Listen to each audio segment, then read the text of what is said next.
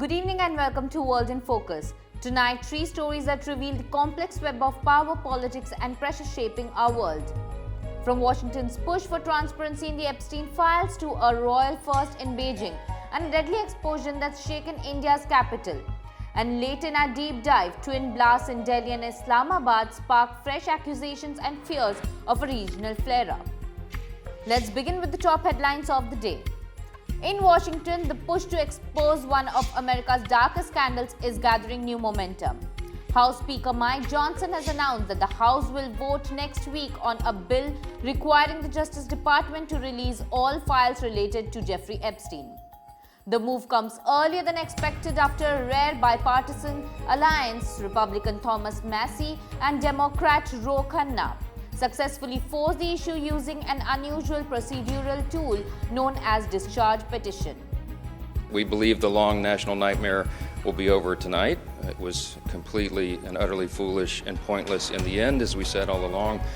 I just want to apologize to any Americans who are out there who still have flight cancellations or delays today. I want to apologize to the many American families who are made to go hungry over the last several weeks, our troops and other federal employees who are wondering where their next paycheck would come from. We're very optimistic about the vote tally tonight. We think this is going to happen, and we're sorry that it took this long. So Republicans are going to deliver for the people. We're ready to get back to our legislative agenda. We have a very aggressive calendar for the remainder of this year. There'll be some long days and nights here, some long working weeks, but we will get this thing back on track.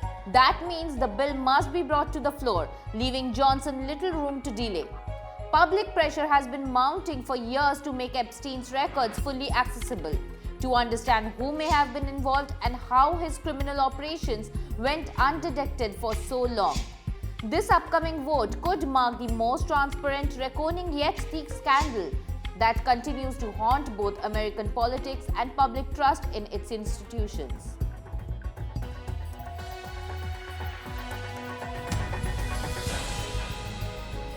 Thailand's King Maha Vajiralongkorn is visiting China, the first ruling Thai monarch ever to do so. The visit comes at the invitation of President Xi Jinping and coincides with the 50th anniversary of formal diplomatic ties between the two countries. Beijing has reportedly been hoping to secure this visit for years, seeing it as a symbol of Thailand's deepening friendship with China. While Thailand remains a treaty ally of the United States, this trip underscores a subtle but significant shift. Bangkok is walking a tightrope, maintaining its Western ties while embracing China's growing economic and political influence in the region. For China, it's another signal that its reach across Southeast Asia is only getting stronger.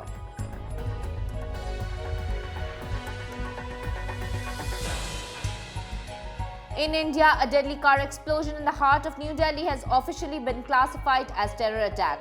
At least 8 people were killed and 20 injured near the city's historic Red Fort on Monday. The government condemned what it called a cowardly act by anti-national forces.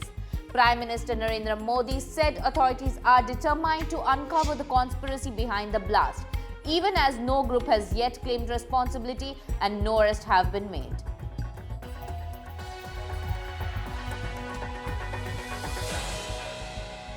The blast in Delhi wasn't an isolated incident.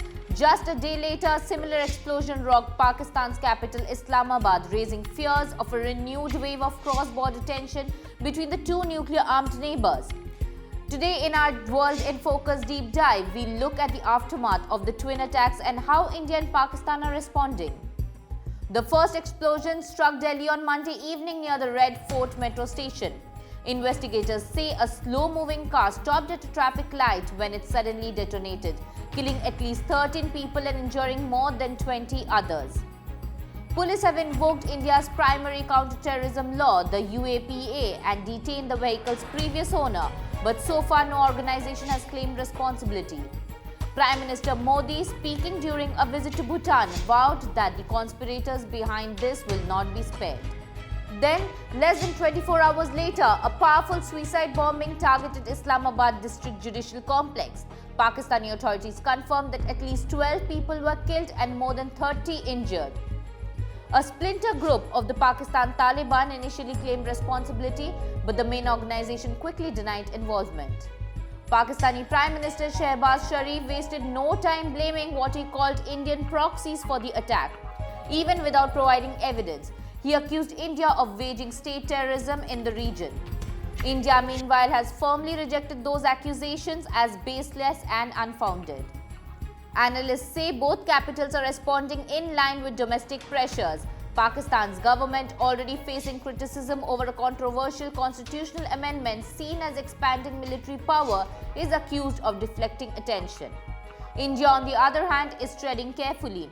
After its conflict with Pakistan earlier this year, Delhi's new policy labels any terror attack on Indian soil as an act of war, a stance that makes any accusation politically sensitive and potentially escalatory.